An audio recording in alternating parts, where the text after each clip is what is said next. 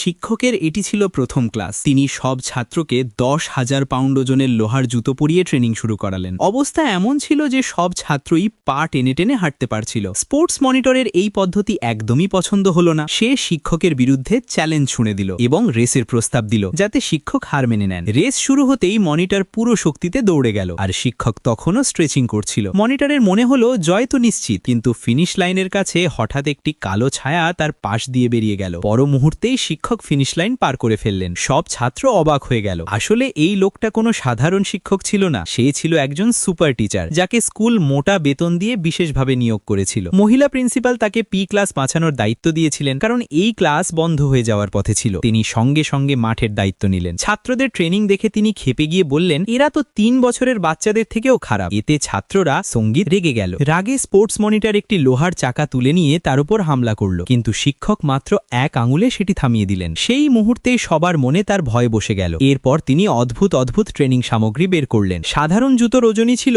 300 pound, আর ছোট লোহার বলগুলিয়ে ছিল খুব ভারী। সবই ইচ্ছে করেই করা হয়েছিল। ছাত্ররা বিরক্ত হয়ে ক্লাস ছেড়ে চলে যেতে চাইছিল, কিন্তু শিক্ষক পাশে পড়ে থাকা বল্লম ছুঁড়ে সবাইকে সেখানেই থামিয়ে দিলেন। এবার শুরু হলো আসল ট্রেনিং। যখন মহিলা প্রিন্সিপাল পরিদর্শনে এলেন, তার মনে হলো ছাত্ররা মজা করছে। কেউ কাপড় ধুচ্ছে, কেউ বেলুন ফোলাচ্ছে। একেবারেই ট্রেনিং এর মতো লাগছিল না। কিন্তু শিক্ষক তাকে আশ্বস্ত করে বললেন, পরদিন সকালে হওয়া 3 স্কুলের প্রতিযোগিতা তারা অবশ্যই জিতবে। সন্ধ্যায় ছাত্ররা খুঁড়িয়ে খুঁড়িয়ে বাড়ি ফিরছিল। ঠিক তখনই পথে পরদিনের প্রতিদ্বন্দ্বী স্কুলের ছাত্রদের সঙ্গে দেখা হয়ে গেল। উস্কানিতে মারামারি হতে যাচ্ছিল, কিন্তু ম্যাচের আগে ঝগড়া হলে দল বাদ পড়তে পারে, তাই সবাই নিজেকে সংযত করল এবং প্রতিপক্ষের হাসি সহ্য করল। সবাই চুপচাপ মুঠো শক্ত করে ধরল। পরদিন প্রতিযোগিতা শুরু হলো। প্রতিপক্ষ দল পুরো শৃঙ্খলায় মাঠে নামলো, আর এই শিক্ষকের দলকে ছড়ানো ছিটানো মনে হচ্ছিল। লোকজন তাদের সার্কাসের জোকার বলে ঠাট্টা করতে লাগলো। দর্শকরাও তাদের পক্ষে ছিল না। মহিলা প্রিন্সিপালও চিন্তিত দেখাচ্ছিলেন। প্রথম ইভেন্ট ছিল গোলা নিক্ষেপ। প্রতিপক্ষ খেলোয়াড় 16.15 মিটার দূরে গোলা ছুড়ল। কমেন্টেটর এটিকে দারুণ পারফরমেন্স বলল, কিন্তু শিক্ষক শান্তই রইলেন। সেই খেলোয়াড় মোটা ছাত্রটিকে খোঁচাতে লাগলো এবং পিছিয়ে যেতে বলল, কিন্তু প্রতিদিনের কঠোর ট্রেনিং মনে করে সেই ছাত্র পুরো শক্তি প্রয়োগ করল এবং 16.23 মিটার দূরে গোলা ছুড়ে